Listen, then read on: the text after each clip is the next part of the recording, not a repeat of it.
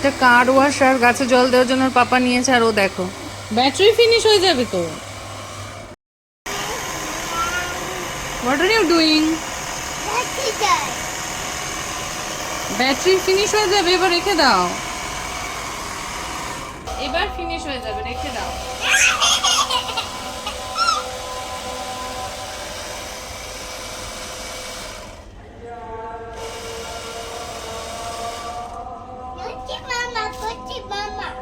নটি মামা না, ব্যাটারি ফিনিশ হয়ে যাবে। গোলাপ গাছটার অবস্থা খুবই খারাপ, সব পাতাগুলো শুকিয়ে গেছে একদম। নতুন পাতা যদি গজায় তো বাঁচবে, নয়তো মনে হয় এই যে গোলাপ গাছটার অবস্থা।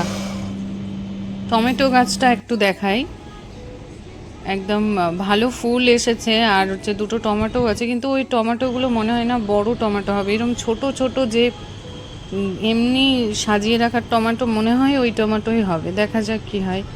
অন্য গাছগুলো এই যে এরকম অবস্থা। অনেকগুলো টমেটো চারা যদিও মারা গেছে, এইগুলোকে লাঠি দিয়ে এরকম করে বেঁধে রেখেছি গাছগুলো, যাতে এই টমেটো হলে ওদেরকে একটু বেঁধে দেব। আর পিটুনিয়া নিয়ে আমার কোনো ক্ষোভ নেই, এত অফুরন্ত ফুল দিচ্ছে। পার্পল কালারটা হচ্ছে আমার প্রিয়, যদিও গোলাপিটাতেও প্রচুর ফুল হচ্ছে। আর পালং শাক অফুরন্ত হয়েছে, প্রথম প্রথম পুরো পাখিতে কেটে কেটে খেয়ে নিয়েছিল। এখনও এই যদিও ফুলের মাঝখানে এসে 3টে পাখি সে সকাল থেকেই বসে থাকে। আর এইগুলো সেরে গেছে, এগুলোতে একদিন নিম পাতা ফুটিয়ে জল দিয়েছিলাম, কারণ এখানে বিষ আর সার এই সবগুলো পাওয়া যায় না।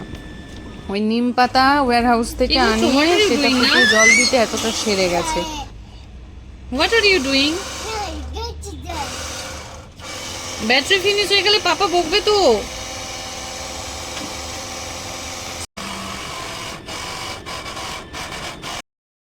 আরো অনেকগুলো বড় টব আনা হয়েছে, মাটি আনতে হবে। এবার মনে হচ্ছে যেন ব্যালকনিটা খুব ছোট, আরো বড় হলে ভালো হতো।